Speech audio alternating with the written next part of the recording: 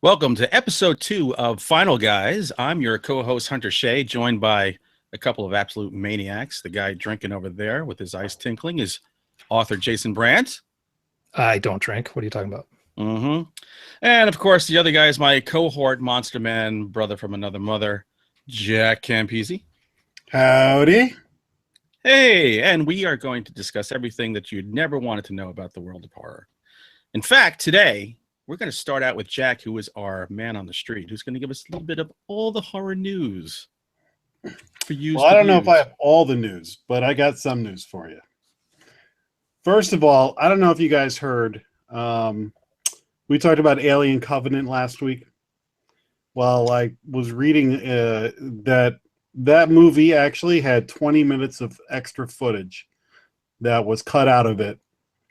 Ridley Scott, I guess, generally goes by test screenings, makes a movie that's about 20 minutes longer than he needs and then cuts it down. So there was a bunch of stuff cut out. So there's no word yet on whether that's going to show up in a director's cut or Blu-ray or something, but I guess that happened with Prometheus. So we may see more from that movie. So you mean actual character stuff? That would be amazing.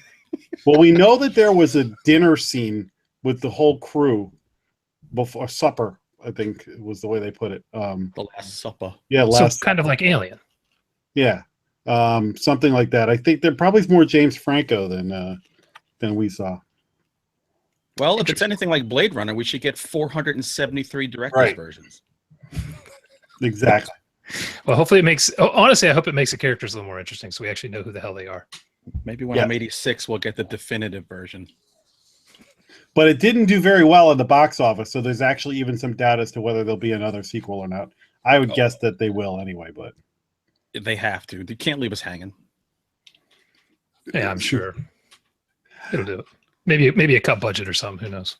Look, once it goes internationally, it's going to make about $400 million. That's where they make their money. Now, I don't know if either one of you guys was a big video game person, but Netflix just dropped the trailer for Castlevania. I didn't know they were doing that.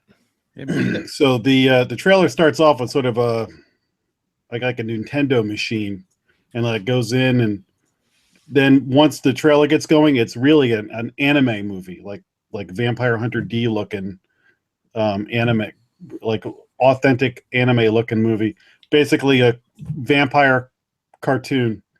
So it doesn't look like a video game beyond the start of the trailer. But I had heard of Castlevania, but I've never played it. But I know it's pretty heavy on they mentioned Dracula in the trailer and things. I don't know if do you guys know anything about Castlevania? Yeah, I played it at my friend's house a lot. Yeah, I played it in the 90s, late 80s, whenever that was. Right. But it's been a long time.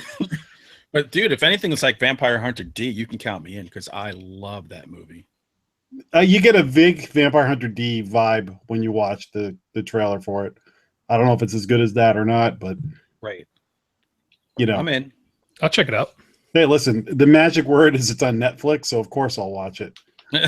Exactly. The Trek we watch on Netflix just because it's there. Oh my God. Now, Neil Blomkamp, he's the guy who directed Chappie and District 9 and a few other movies. A trailer just dropped for a series of short movies, sci-fi movies that he's making. The thing is called like Oats Studio. That's like the cover name for the whole thing. So the trailer was for a thing called Oats Studio Volume 1. And if you could track down this trailer, it actually looks pretty badass. It looks like there's like an alien invasion. I think it's in Paris. It looks like it's maybe a little bit like after the humans have been overrun and they're kind of on the run and things like that. But the aliens are sort of these lizard-looking things. And just from the short trailer, it looked very promising. So, well, I mean, he's batting 500 for me. He did Elysium too, which I never saw. Oh, no, he's not batting 500. That was terrible. Did you say it was Oats Studios? Oats Studios. And I think that this thing is under the name. I put it on the Monster Men Facebook page, and I know Nerdist has the trailer up on theirs. I'm sure if you just YouTubed it, you'd find it. So that's the name of the movie right now? Yeah, the working title. I don't know if that's the actual title or what, Oats Studio, but if you track this thing down, it looks pretty promising. And I don't know how long or how short these are going to be or anything. So I just my advice here is track down these trailers. The trailer looks pretty cool. I have a feeling we're going to pull up a lot of stuff about cereal. It's good for it's good fiber. And by the way, later on, remember, I'm going to ask you guys when we get to our main movie if you know what the original working title is for it. I'll ask you later. Okay. A couple of other things. Number one, veering off into superheroes a little bit. Tom Hardy was cast as Venom for a standalone Venom movie. Of course, Venom is that black Spider-Man outfit that has big teeth and all that. Mm-hmm. The weird thing about this, Tom Hardy seems like a great choice to play anything. So pulling him into sort of the Marvel universe is cool. The weird thing is that Spider-Man is now sort of on loan to the Avengers Marvel universe. The Sony people own the rights to the rest of the Spider-Man universe. So from what I've been reading, it looks like this may be like a Spider-Man universe without Spider-Man. They may be doing like Venom and other Venom, like Carnage and other Venom characters, but like leaving Spider-Man out of it, which sounds horrible to me. That's weird. Unless they put Venom was in the Guardians of the Galaxy at one point too. Was he? Yeah, I just read a trade where he was in it and the Thing was in it. And I know the Thing was another Sony holding that Marvel can't get back. We know one thing. The Thing is Fox. Oh, Fox, that's right. If there's anything Sony can do, it's completely screw up their own franchises. So I'm sure they will. Yeah, I mean, the best thing they could do would be loan all the Spider-Man stuff to get them in the Avengers universe and let them do it right. Tom Hardy in with Thor and Captain America and all those guys and that Spider-Man would be great. Even with Tom Hardy, I've red flags going up for me, but we'll see. Who knows? Venom is potentially the most horror movie-rific of all characters in that sort of world. Yeah. So who knows? I love the Venom character. I love that casting. Sony. Yeah. I know. You kind of get scared. Thank God they didn't resurrect Oliver Hardy. That would have been a much different Venom. Venom trying to push a piano up the stairs. Venom and Carnage. March of the Wooden Soldiers. It's another fine fight you've got me into. And then the last piece of news I got for you is I don't know if either of you were fans of the Hannibal TV show, but I kind of loved it. It was a little uneven. There was stuff I really loved about it, and then there was some stuff that happened. I was like, but I loved it. It was visually stunning. I liked that they just took the source material and ran in a different direction, so it wasn't like we're doing the books. It was like we're taking characters from the books and sort of doing our own thing. So like once I could handle that, then I'm like, okay, this isn't Silence of the Lambs. I let it go. But it got weird, but it was enjoyable. So anyway, Brian Fuller, who was the director, he said that there is a possibility of a fourth season because the rights are going back to Martha De Laurentiis, Dino's wife. And so like once that happens, there might be an opportunity to resurrect it. And he said that Mads Mikkelsen and Hugh Darcy both are sort of like on board if they did it. So there's a ray of hope in the Hannibal world that they might come back for a fourth season. And if they did, they were talking about adding a Margot Verger, which was the chick who was in American Mary and oh yeah. What's the werewolf movie? Ginger Snaps. Mm-hmm. They would bring her back because she was Margot Verger in this, and she's awesome. So I'd love to see that come back for another season. Gillian Anderson. Exactly. Yeah, and we're going to get her in X-Files because that's got the green light too. So she'll be back in that. Oh, that's right. I forgot about that. Yeah. But yeah, Hannibal would be cool. I think, didn't they cut the third season short? I think they might have. They never got good ratings for that show, which they did crap on that show that I can't believe was on TV. Oh, that's what my thing. And that's why I thought the normies wouldn't dig it. That show would be perfect for like Netflix or something. Yeah. Or FX. I think FX, if you're going to go with TV on cable, I think FX could handle it well. What station was it on? It was on NBC. Or NBC, yeah. Well, that's cool. I'm glad they're going to come back with that because they did a good job. Yeah, when Bates Motel and that were going simultaneously, they're like, hey, here's a couple of shows that I thought were going to be horrible and actually turned out to be pretty good. Right. Meanwhile, American Horror Story rolls on. Mm. Well, hopefully Rosemary's Baby isn't coming back, that series. With Zoe Saldana. Even she. There was a Rosemary's Baby series? Yeah. It was a mini series. It was like a 2 or 3 episode thing. Are you guys psyched for the Mist series coming in a couple of weeks? It's interesting. I'd be curious to see how they take it into a whole series. Is it going to be a mini series or an ongoing series? I think they're on the fence right now. They got 1 season. I mean, it's cool. If you think about it, I mean, what we saw in the movie was just one vignette of one group of people. So it's a whole town. And I always wanted to know what happened to those people when they drove away. Right. So if that's what they do, I'm on board. If it's just going to be the grocery store thing again, I don't know how they're going to improve on the movie, because the movie was amazing. Yeah. No, a lot of these shows, though, like I was just saying, they take the premise of the book or the movie, and then they sort of run it. Like the Fargo TV show is just sort of, it's stuff in the Fargo world, but it's not a rehash of the movie. So they might just take, and the first season might be the movie, and then just extend it in other directions using the premise of the, who knows? Yeah, it looks like there's from what I saw, the coming attractions, it looks there's a whole bunch of different characters all over the town. So, and it looks like the special effects they've mirrored to look like the crappy special effects in the movie. But that's so there's some sort of consistency, I guess, in the look and feel of it. So I don't know. I'm interested. I'll check it out.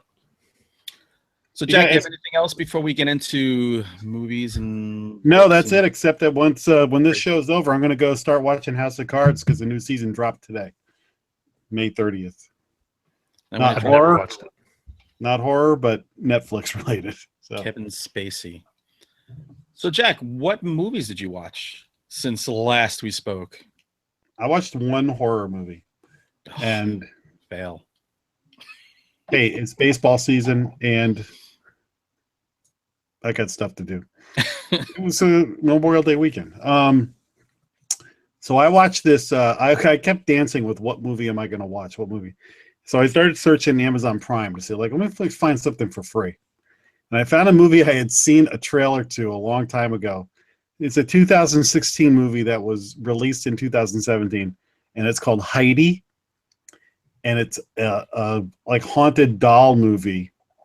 So Chucky, Annabelle, along those lines. But what it is, it's a found footage movie. So I watched this on Amazon Prime. Found footage movie. Basically, the premise that these two kids who have like a YouTube show called like Booyah, where they play pranks on people on camera, end up stumbling across this doll in an attic, and it turns out the doll is like possessed, and many bad things happen. And I will tell you that I'm very happy that I did not pay to see this movie. Because it felt like two kids actually, like, it's not just a found footage movie. It felt like two kids said, let's make a found footage movie, and did it. So there's a couple of moments that are fun, but it's too long. It's one thing they do well, though, is there's other dolls in it. Like, how like a Tickle Me Elmo going off in the middle of the night would probably scare the crap out of you. Used to all the time. Yeah, so there's some stuff like that you're like, oh, that would generally scare the hell out of me. There's a little bit of that, but for the most part, and I was reading reviews of this, and some people were like, oh, it's a masterpiece and it's brilliant and whatever. I thought it was like, if you got to get work done and you wanted a horror movie in the background, put this on. But don't plan movie night around this movie. I see it has a whopping 153 ratings on IMDb. So, which is 152 more than it should. And it has these things like the found footage movie trope where people are always videotaping or whatever, filming. And so one kid goes to a party and he's wearing a GoPro on his head. And I'm like, come on. That's what you do, right? That's what I do. So all the kids are into, man. But it's kind of worth watching for the so bad it's good factor. There's a couple of moments where you're just like, oh, that's awesome. Or there's some good gore and stuff like that. So again, if you're just looking for a stupid free movie, watch it, but I would never tell you to go out and seek it out. Did you say it was on Prime? Yeah. Now, don't you I'll feel look bad? That's the one movie you watched all week.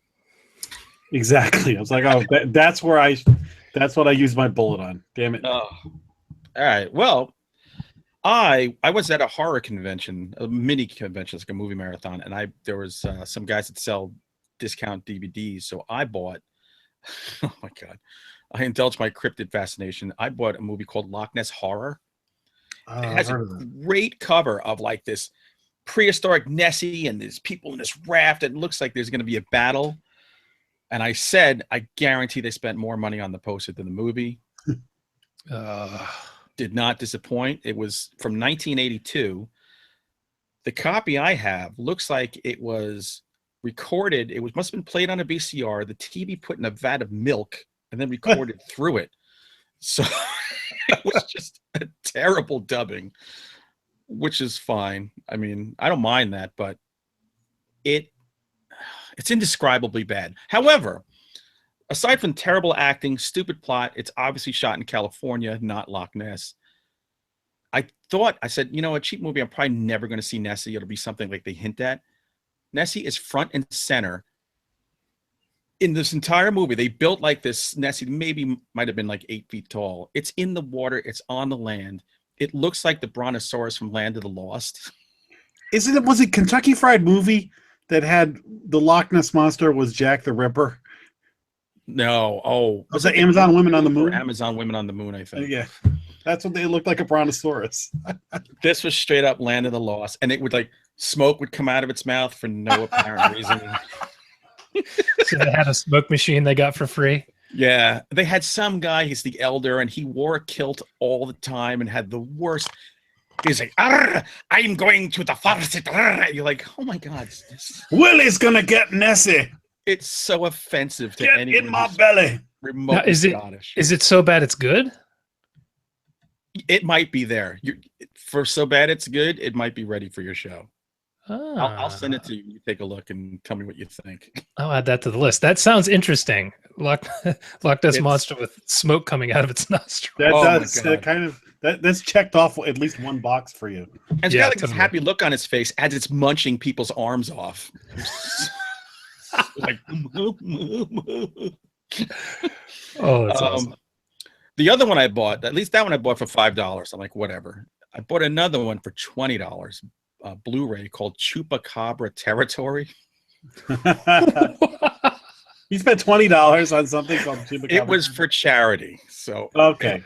But here's what a scumbag I am. I'm trying to like knock down the price. I'm like, what about $7? And the woman looks at me, she goes, "It's for charity, dude." I was like, all right, here's my 20. It is a found footage Chupacabra movie from 2016. And it is as bad as every bad found footage movie could possibly be. I mean, the acting is just, there are some people that are all right, but on the whole, it's terrible. The Chupacabra effects are just. What does a Chupacabra look like? In this movie, they kind of look like little green hopping aliens. Nothing like any Chupacabra I've ever heard of. Aren't usually Chupacabras like a dog-like? You know what? They've kind of morphed to dog-like. They used to be kind of dog alien lizard things when they first came out in Puerto Rico. But one thing you do get in this, you don't normally get in found footage movies, is nudity. Hey! They were actually the couple like, "Hey, we got the camera. Let's film ourselves banging in a tent." You have my interest. It's literally a carload of morons go into the woods to find the Chupacabra, and the minute they do find it, they go running and screaming. Well, that's kind of real life. But there's a girl in it running and screaming. Oh yeah, they never stop filming. They'll film themselves getting eviscerated by the Chupacabra. Are they framing it right? Perfectly. But then all these movies, when they do like this interference in the snow, and I'm like, "Oh, that doesn't happen with modern day. That's VHS stuff." Oh, freaking Heidi does that every single time the supernatural is going to interfere. They get like that. Yeah, it doesn't happen with modern filming equipment. No, I hate that. I get why they do it because it helps like with the budgetary shit, but it's so annoying. But here's the thing about me. I'm going to watch this movie many times before I leave this mortal coil because there aren't many Chupacabra movies, so I'm gonna keep watching it. Well, and you're a monster man and a final guy, so you have to slug through horrible shit. Exactly. That's the whole thing with all these reviews. I'm like, why did I watch Heidi? Because that's what we do. Like, that's what we do. Exactly. What else are you gonna watch? A good movie? Yeah. You put a monster that's a known cryptid, I'll watch it. I don't care, and I'll be happy. My palate cleanser and teeth got to put in. I watched The Dark Song because Jason saw it. I didn't realize it was still out. That movie is the balls. That's probably going to be in my top, definitely my top 10 for this year. It was. That's one of the movies I passed over to watch Heidi for. Oh my God. So next week I'll have that one on my list of what did I watch. It's atmospheric. It's really, really good. And I dug the shit out of it. And then I'll finish up. I have 2 books I want to recommend to keep me on the cryptid bandwagon. Fury of the Chupacabras and Revolt of the Chupacabras. They're written by Raegan Butcher. They are awesome books. If you're going to make a Chupacabra movie, do these because he has like ex-drug runners who are now Chupacabra hunters. And the second book, they get into Mexico and they're in a drug lord's lair and there's gladiator fights with Chupacabras. They are awesome. People ask me if I'll write a Chupacabra book. I'm like, no, Raegan Butcher has done it and he's mastered it. And I'm not going to step on that. So check those out. You're like the king of those books. You're not going to do one? No, not as long as Reagan's still doing them. I'll wait. Wow. They're that good. Let me ask you a slightly unrelated question going back to the other movie you're talking about. Was it you guys I was talking to, or was it somebody else that we said that Netflix should have an indicator whether a horror movie has boobs or not? No, but I like that idea. I'm down for that. It must have been a friend of mine here. We were talking, we're like, you know what would really help? Because like I don't know if you ever saw the movie Pernicious with the girls who go, and the girls are gorgeous in it, and they're smoking hot, but there's no nudity in it. So they always skirt it. You're like, so it would be nice to know going in, you know, because immediately I'll probably watch like 10 times more horror movies, like just for that. Like, what am I in store for the next 2 hours? They got you porn, dude. It's free. You know, I think movies on Amazon Prime, a lot of them anyway, the ones that are free, get paid the more you watch. I don't know if that's the case with all of them, but with some of them. So if there was a boob rating, they could just sprinkle boobs throughout, and someone like you would sit and watch the whole thing. They get paid. Me, man. Almost every guy I know, you know what it is on Twitter, I put a not awful review of Pernicious, and somebody was like, there was no boobs in that movie, it sucked. I was like, oh my God, I'm sorry. Jeez. Well, so you all know there are boobs in A Dark Song, and there's boobs in Chupacabra Territory. Is there anything in Heidi? No.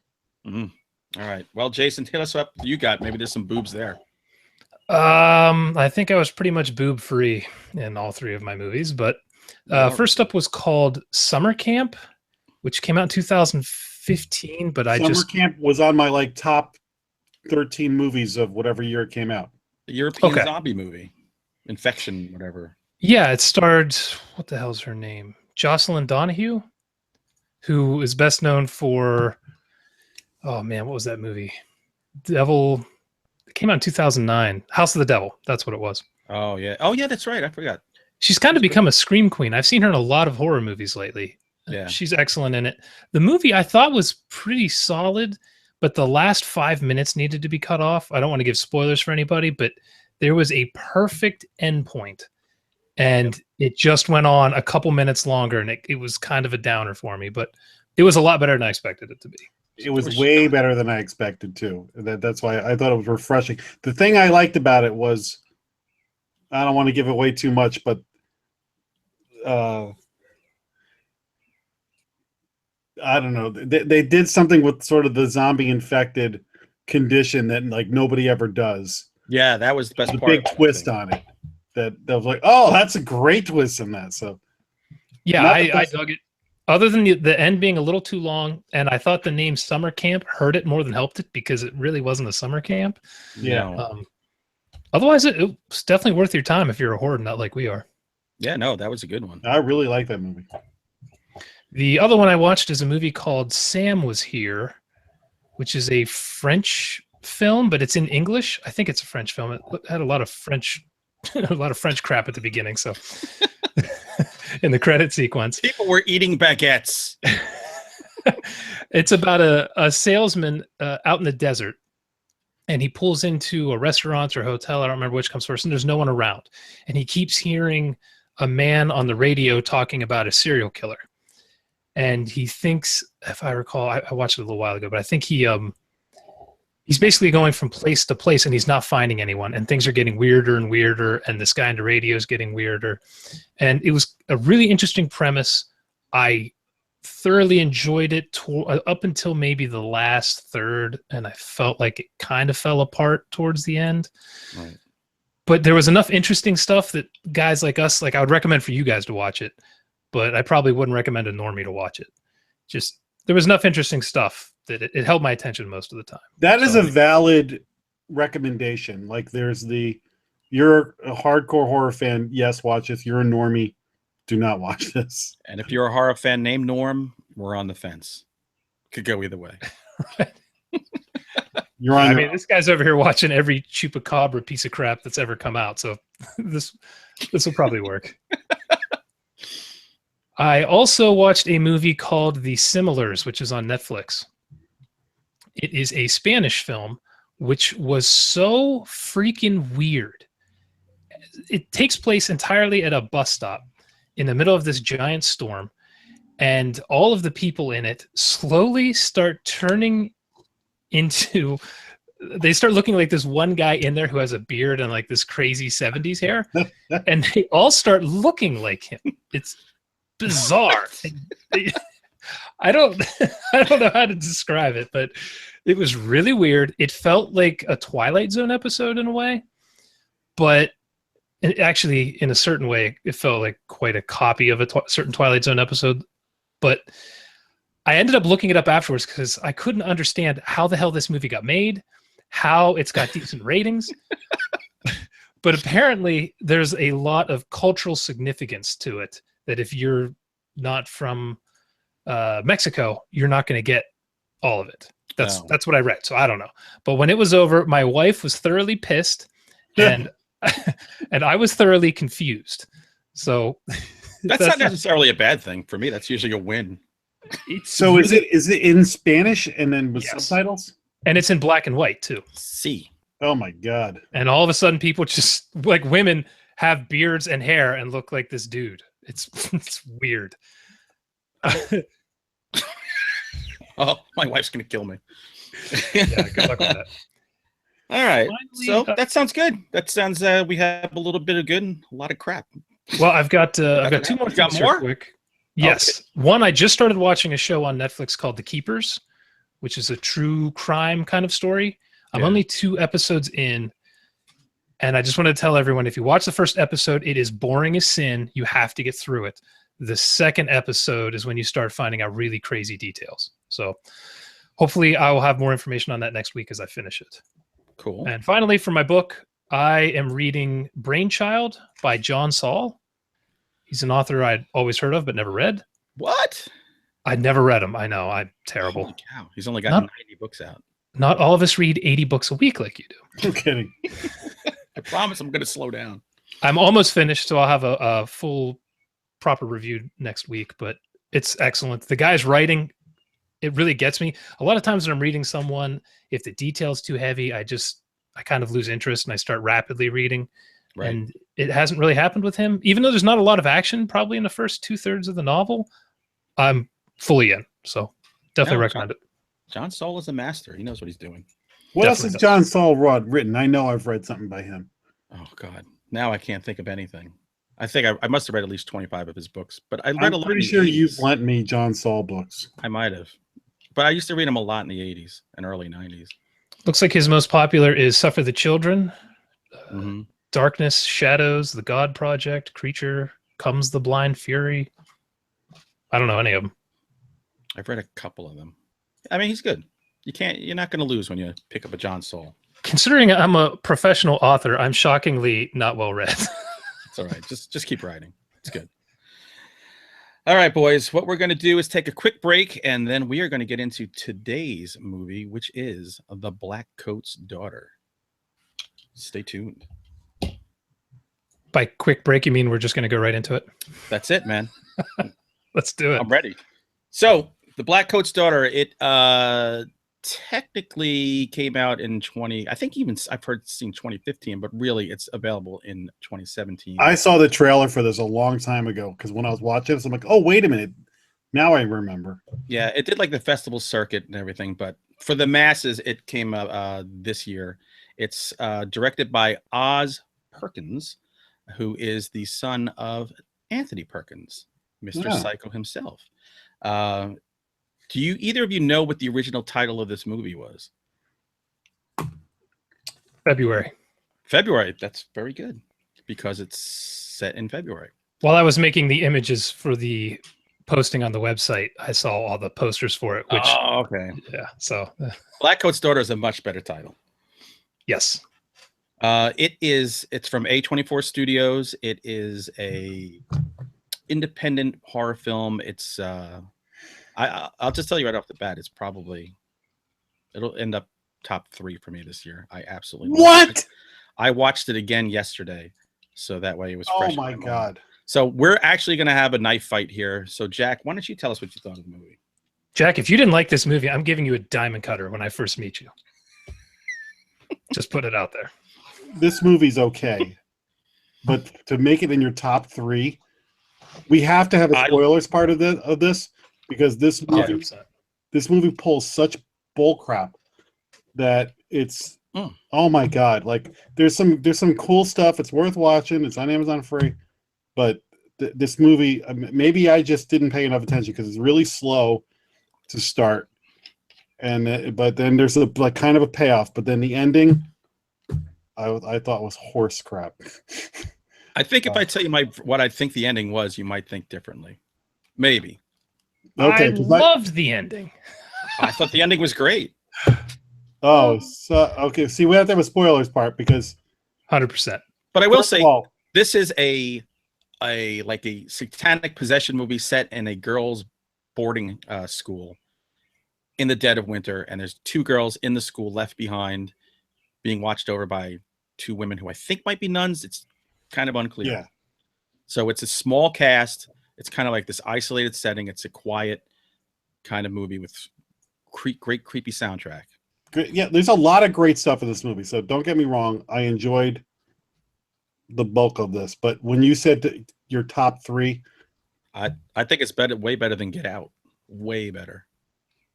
Whoa, let's take it easy here. No, I'm not. Look, I thought Get Out was good, but I'm not fawning over, everybody for that movie. That's just, to me, this was a creepier horror movie. This was creepy. Get Out was a scream in the movie theater and have fun and joke around movie. Well, let's jump into it a little bit here. You kind of described the setting, and it's actually kind of hard to talk about the story of this without getting into spoilers because I think we need to have like a general review of it, then call spoilers. Well, the story is actually very simple. Yeah. If it was played, so it's important to note that this movie is edited out of order in a way. So you get stuff happening in the past, and then you get stuff happening now. But you don't realize that for a while. Right. And I really don't want to say too much because, you can totally spoil it. But when that's happening, it's confusing at the beginning. So the first half of the movie, you're just trying to figure out what the hell's going on between some of these jumps. And it was actually a problem my wife had with it. She was incredibly confused up until about the end. And there's a reason for it. There is the friend of the one girl. I can't think of the actress's name. She's the one with the black hair who was pregnant.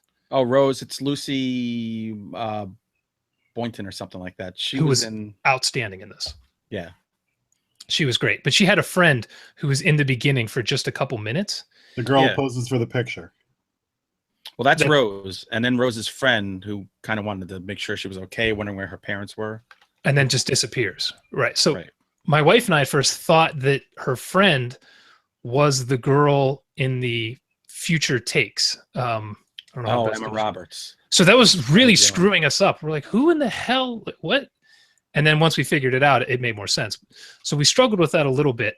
But anyway, what I was saying is because of the way this is edited out of order like that, it takes what is a very simple story that if it was just played chronologically, it's incredibly simple. But because of the way he shot and edited it, it made it really interesting. And it made it that for 3/4 of it, I'm trying to figure out exactly what in the hell's going on here. Yeah.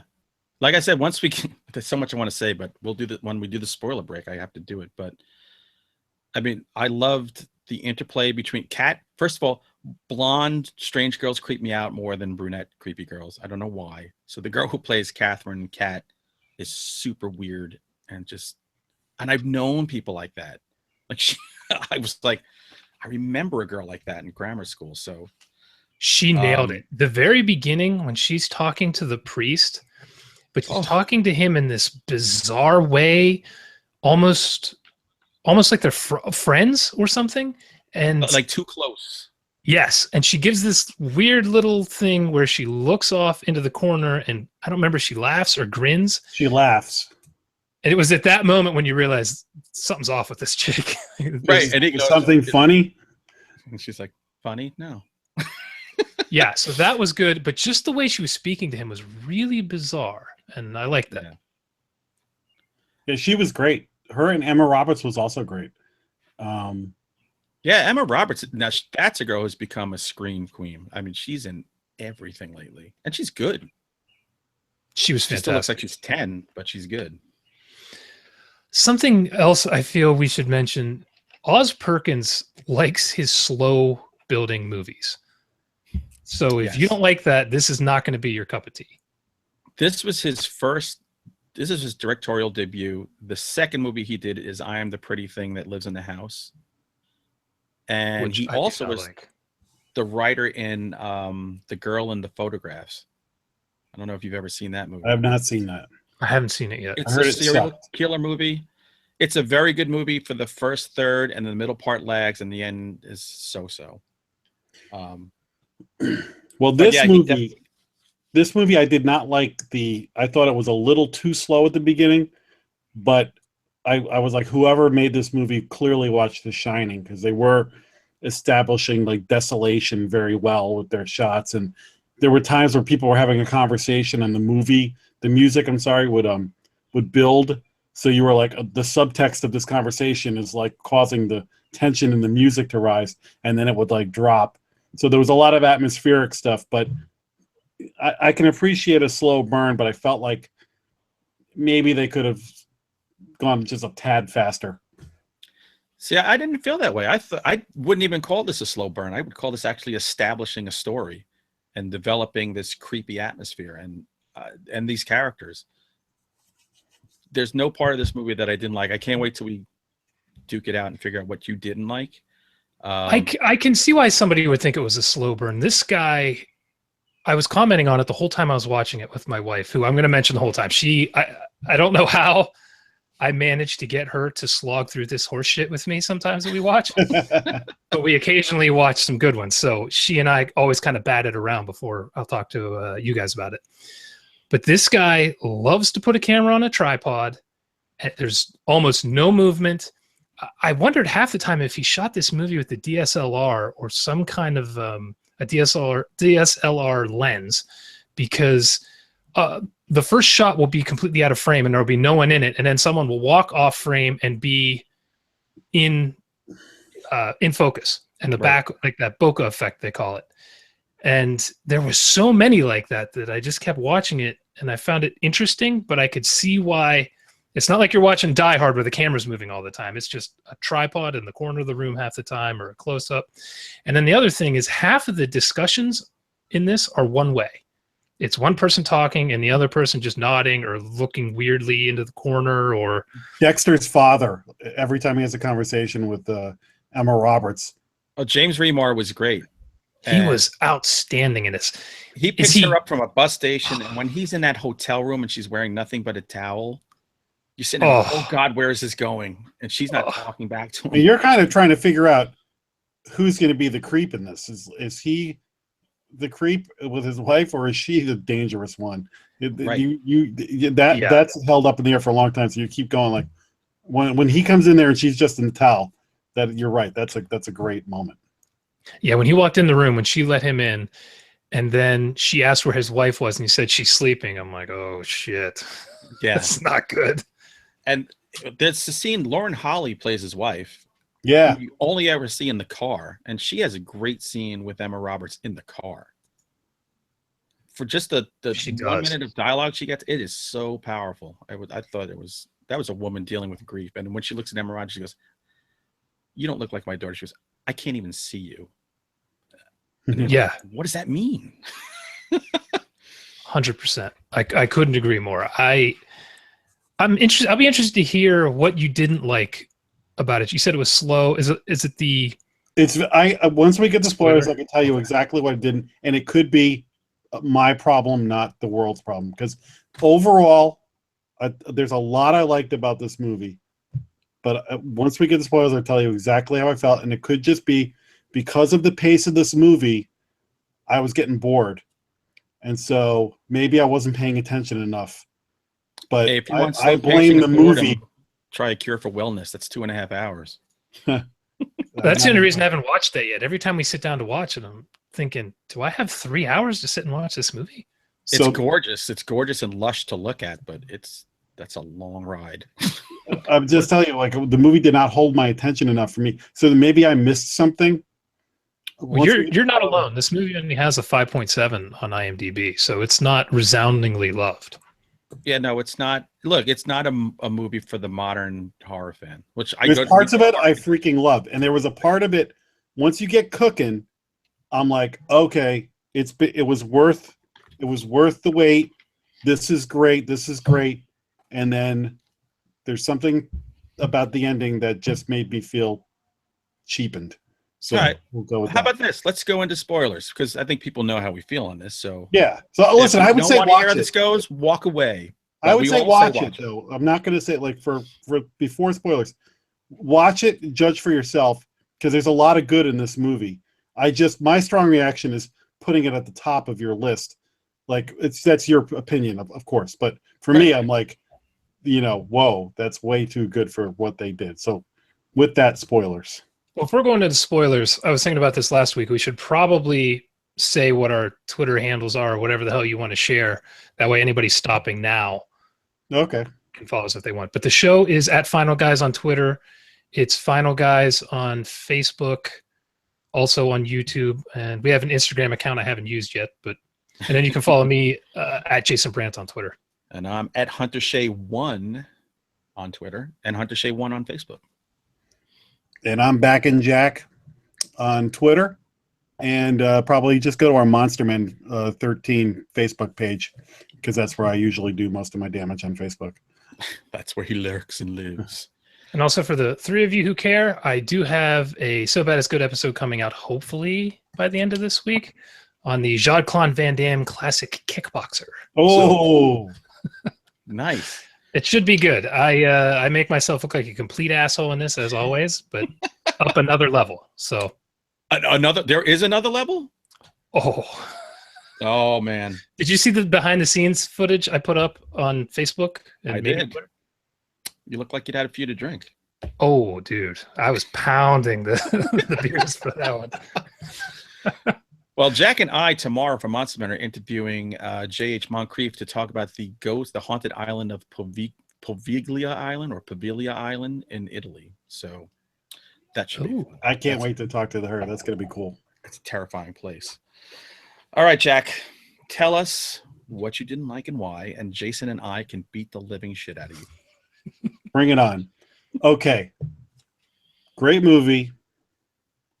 I had to go to Wikipedia to figure out that Emma Roberts was the same girl as the other girl. Do you know why you had to do that? And I had the same problem too. I went to IMDb because Emma Roberts looks the same age as the girl. Yes. So I felt it was cheating. Yeah, and I had to look. I'm going, how old is Emma Roberts? I'm like, oh, she's 25. Oh, the math adds up. So yeah, and they also throw you for a loop because Kat, who is the young blonde girl who gets possessed in the movie, and then they show Joan, who is Emma Roberts, but then you realize later that Joan is Kat growing up. But because Emma Roberts still looks like such a child. It was hard to get my brain. They looked similar enough that I thought they might be sisters. Their eyebrows are on fleek. So what you just said is why my wife, when the movie ended, was frustrated. She didn't get it either. Mhm. And as soon as I told her, her opinion of the movie started to change, and she enjoyed the ending much more. I got it, I believe, when they were in the restaurant, when she was talking to Dexter's father about the death, and that's when it clicked for me. But my struggle was what I was saying earlier. I thought Emma Roberts was the friend at the beginning who had left for vacation. Right. And I couldn't remember what that girl looked like. And it took me a long time to realize, no, that girl's just not in the movie. And she should have never been in the movie, because that really screwed me up. Well, that's maybe that intentional to throw you off, because this movie it's designed to make you think. It's not going to give you all the answers. I thought it was cheating. When I said it, I was like, they did not execute that well, because I had to go. More people are saying it, so I like the in a book that would have been great where you don't have to see. Right. Emma Roberts did not look enough like that girl. That girl had those doughy, beautiful eyes. They're really distinctive. I'm like, aging 5 years wouldn't make you look that different. Well, she spent 9 years in a mental asylum. Still, it just people. No, I struggled with it too. I thought it could have been a little more obvious, but then I also wondered, if it was more obvious, would it have had the punch when I actually figured it out? It was made to hide the reveal, and I feel like it was cheating. So that was my whole thing. I'm like, that's a great concept, and I know that if you use the same actress, you lose that. So I thought they were trying to do a Silence of the Lambs twist, or whatever. And so I thought that was poorly executed, and so it took a great movie and it tried to cheat, and I didn't buy it. I'm like, this is not the same person. And that's the thing. I thought they did an excellent job to make you keep wondering even after it was done. But you mentioned look, he's got some booze. You mentioned the scene in the diner when she's talking to James Remar. The part where he talks about his daughter getting murdered, and he shows her the picture of Rose, and she excuses herself and goes to the bathroom, and then does that quick laugh. She's like, and she has to hold it in. Mm-hmm. I'm thinking that must be her going, I can't believe that they picked me up. What a coincidence. And I think in her mind, she's thinking, my master, Satan, is looking out for me, and that's why I have to finish what I started. Yeah, I 100%. Chilling the way that happened. And it makes you think that, oh my God, Satan really is controlling everybody like a chessboard in this. So there are a couple things I wanted to talk about that obviously I couldn't talk about in spoilers, but I loved so once it started turning into an exorcism scene in the hospital, I just put my head in my hands thinking, oh, Jesus Christ, here we go again. Like, I am so sick of this shit. Right. And it was very short. And the way they did it, I thought was interesting, that it wasn't that some devil just came in and possessed her, but she wanted it. And she wanted to leave. And I loved that. Yes. When she says to it, don't go. Mm-hmm. And how did you like the Donnie Darko devil in the shadows? I thought that was kind of cool. I thought that was well done, because it could have been really cheesy, or they could have done that sort of like that CG thing that they do all the time now with the black eyes and all that kind of crap. Yeah. So I thought that was a tasteful way to do it. And I loved that she missed it. And also at the end, see, this is where I don't know if your theory about Satan controlling things holds water, because she gets back to that boiler and is like regretting the fact that the demon's not back. Right. And that's why I like that, because I think at one point she thinks the devil's looking out for me. Well, and then that's when she cuts their heads off, brings them to the boiler. She touches it, expecting it to be hot, realizes it's cold. And when she eventually leaves at the end and she's screaming, it's because when she was younger, she kept saying, I can stay here forever. I can live here forever. And that's the devil telling her, you can stay here. And then she realizes, I came all this way. I murdered 2 more people, and he's left me, and I can't stay here. What did you think of the final shot? Did she see him? Oh, you see her, because her expression changes right when it cuts. Yeah. So yeah, did her cries pull him out? That's the cool part. It could be anything. It could be whatever you want it to be. There was a bit. You think I talked never, which I guess I don't. I don't really talk to people. I talk to you guys and my wife during the week. There was a great little moment in her performance where she's just about to cut the heads off of the husband and wife, and you can see a moment of disgust on her face. Yes. And you kind of realize she doesn't like doing this, but she's willing to do anything to bring this thing back, whatever, the Blackcoat. And I thought she that even was throws up after she. First of all, the stabbings in this are brutal. Oh. Yeah, good stabbings. Because what would make it boring for people, where the camera doesn't move and the shots are long, is what made the stabbings really brutal, because he does not cut away. No, and it's that people aren't screaming and gesticulating wildly. It's like you get stabbed, probably your body just seizes up. And yeah, they actually felt authentic. Yeah, she's never happy with just one and done. It's like well, when the girl goes really to brutal. get the pillowcases and then comes back down to the bodies, that was good. Yeah. I think the whole movie, it had this vibe of you were trapped in a nightmare. And I normally don't like movies where everyone kind of walks around like sleepwalkers and they don't interact with each other like normal human beings do. But I don't know, if something about this movie and this story got me. And I just felt like I was trapped in a nightmare. I thought the two of you would be flip-flopped on this movie, because you usually don't like artsy, fartsy kind of things. I'm starting to fall more and more like this and Raw, which is a French. Is Raw good? I almost watched that, but because it was subtitled, I wasn't in the mood for it. I absolutely love Raw.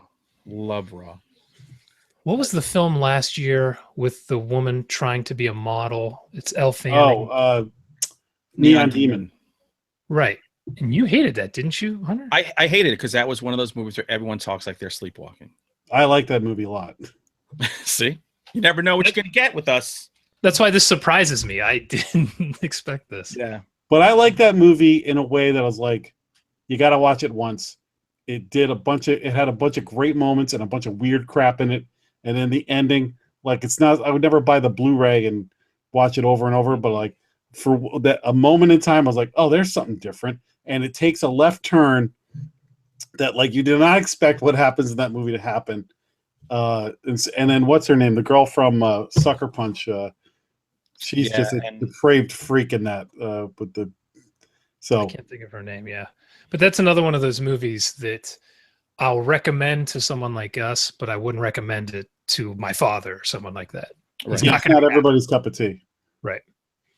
I'm honestly, for this, I liked the whole movie. I liked the intent of the thing. I just didn't buy that it was the same person. I felt it was poorly executed, and the fact that I had to go to Wikipedia to read it and get it. And again, I was kind of checking my phone at some points. I was just getting bored. Then it was like great, and I loved what Emma Roberts was doing and everything. But then I was like, so what's? I didn't get it. So for me, maybe I just didn't pay enough attention. But like me as a consumer, I watched it, and then I was just like, I felt like this was cheating. You know how I knew that they were the same girl? Their eyebrows. I'm serious. It's a strange thing to notice. I live with two daughters. They have the same hair, a cosmetologist. Too. So it's those eyebrows are very specific, and they contoured their eyebrows to look exactly the same. They the same hair coloring too. They kind of like was dark roots and then blonde. So that's why I thought they were related. But to make them the same person. Yeah, for a while I thought they were sisters. There were a lot of hints. Like, she had the hospital wrist strap at the beginning. Right. That didn't make sense at the time. You didn't get what that was. But as you saw in the past, the younger version of her losing her mind more and more, that's when it started to click. Oh. You know what? When it got me, because at one point she's in the hotel, Emma Roberts is in the hotel room, and you see she's got like a big scar at the front and back of her shoulder. Then once they go back to the past and Kat gets shot by the cop, that's when I was like, oh, all right, that's her. And it's reinforced when she gets to the boarding school, and you can see that it's chained up. So you know that it's been years since the thing has even been open. What did you guys think about when she was having dinner with everyone who was left behind and she drops a C-bomb on the nun? Oh my awesome. God. I applauded her. I wish I could have done that to the nuns when I was growing up. That was a double take moment. What did she say?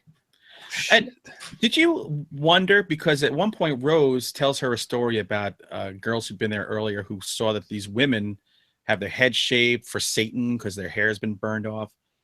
Did you ever get the vibe that the women there got the devil, kind of like did a little introduction? Hello, devil. Here's Catherine. She's kind of strange. I think you'll like her.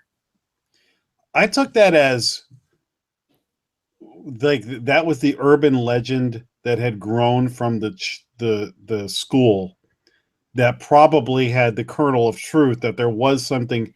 Once you know everything that's going on, it's like she hears like, oh, and the nuns shave their heads and they do all this and they worship Satan. That story probably came from the fact that there is some satanic crap going on in this place, but then the story morphed into this urban legend that the students tell each other.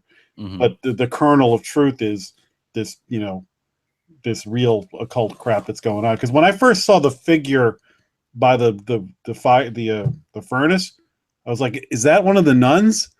Like it was because it was just because her hair looks so short. Yeah. So again, like for me, like there was just a lot of like, wait, oh, that was her. Okay. So again, like execution wise, there were just times where like, oh. I'm going to tell you, watch it again, because the second time I watched it, I loved it exponentially more. I liked it the first time. I loved it the second. There were definitely a lot of hints that I felt I might have been forgetting towards the end, that maybe if I watched it, I'm going to have to do that because I really liked it. But I also agree that the story I thought was interesting because it tells you that there is something going on here, has been going on here, but the story was a bizarre thing shared by kids. But I thought that was a nice touch. Yeah. The only other thing I wanted to ask you guys yet is, what did you think about the very beginning when the Blackcoat is showing the girl the crashed car? Did the Blackcoat cause that, or did it just know that that had happened and was showing her? See, that's another question of, do you think the devil is controlling everybody that's centered around this girl, Kat? Right. Did the devil kill her parents, or did it just know? Yeah, or did the death of her parents give him the opportunity to go, okay. That's what I was wondering as well. Was the death of her parents the doorway in? Right. But again, kind of vague. I kept waiting for something else on that.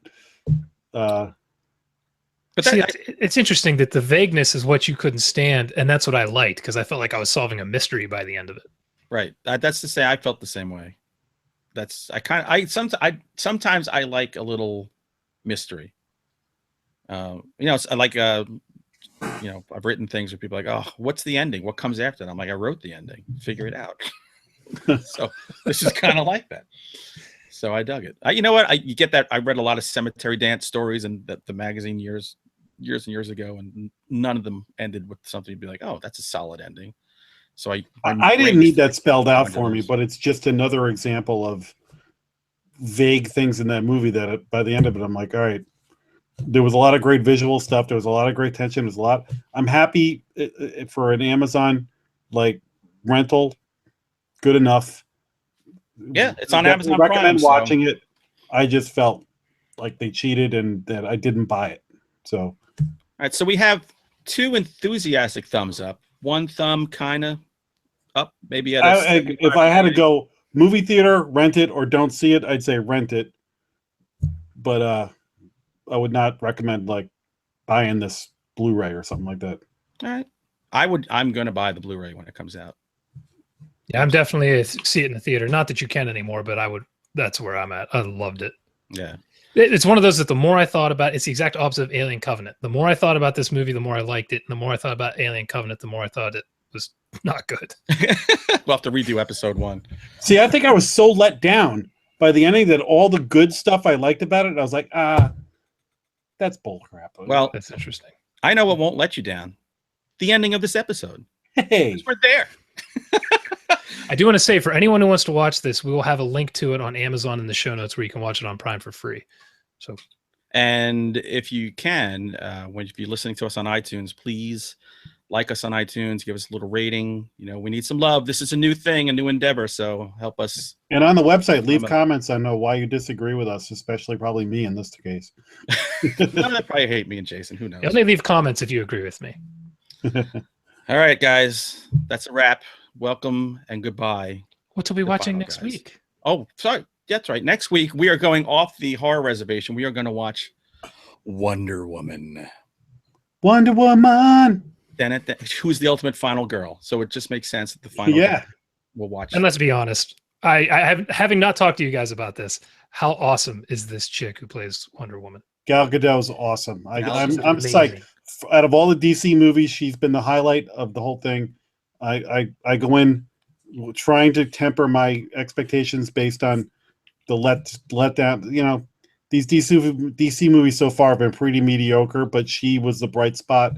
So I'm going in optimistic, and hopefully I'm more Marvel than DC, but I'm rooting for both. I just want good superhero movies. So I'm hoping that they knock it out of the park. Get to know Gal Gadot. She's so amazing, and whatever that guitar riff they do when she appears in the movie, just gets me. I don't know what it is, but I want to start doing jump kicks and leg sweeps with the shield. That's right. Look, there's a moment in Batman Superman where she gets thrown back and she gives this little smirk, like, okay, it's on, and goes, and right there, the charisma of that woman just shines through, and you're like, okay, I didn't know her from a hole in the wall when she started this, and I'm in love with her now. Star in the making. Well, right after this, I got to go get my tickets. I got to order them. Don't be busy. Cool. All right, dudes. Until next time, until next week when we dive into Gal, the wondrous woman of all. Try to stay alive. Yeah, exactly. See y'all later. Peace. It's a pleasure. Good night.